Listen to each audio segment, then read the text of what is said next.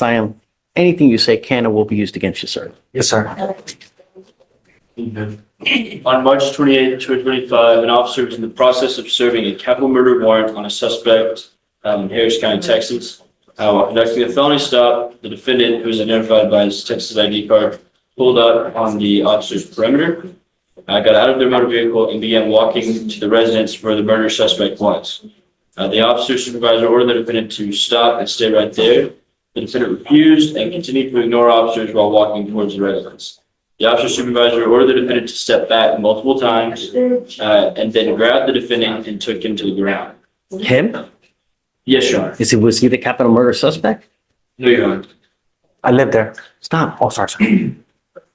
I believe that they were in the process of serving a warrant on someone else at the residence, and that's when they came in contact with the defendant. Ordered him to stop. He refused to stop going towards the residence, Your Honor.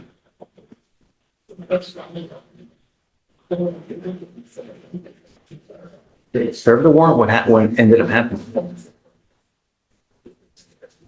Looks like after refusing commands, there was a brief struggle where he was detained.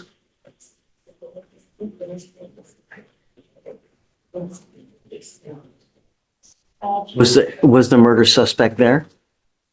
I'm not sure, Your Honor. It does not say. I have no further facts that show if the warrant was service was complete on the warrant or not, Your Honor, or completed at the time. I just believe that they were in the process and believed him to be at the residence, and that's when this incident occurred. Read it again, if you don't mind. Yes, Your Honor. On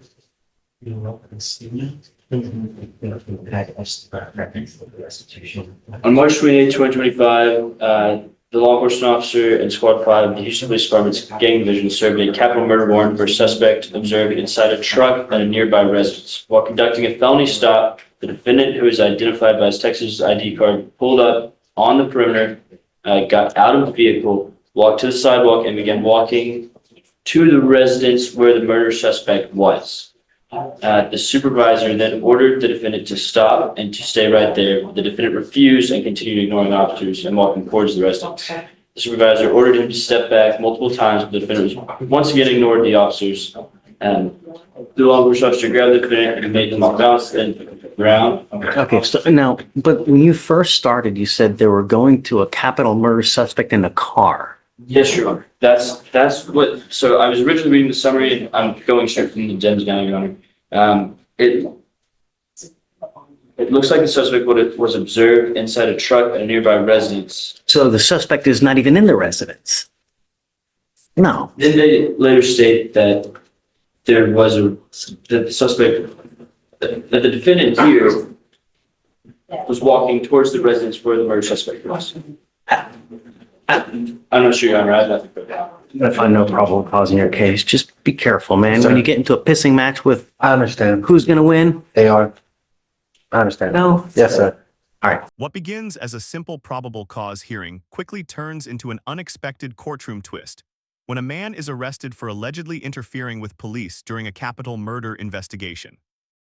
According to prosecutors, officers had surrounded an area while attempting to arrest a capital murder suspect.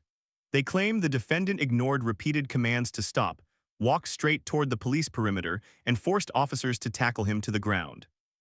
At first, the case sounds straightforward, but Judge Rackwell West starts asking one simple question: where was the murder suspect actually located? As prosecutors read the police report aloud, the details begin to fall apart. One moment the suspect is said to be inside a truck at a nearby location, and the next the report claims the defendant was walking toward a residence where the suspect supposedly was. The conflicting facts leave the judge unconvinced.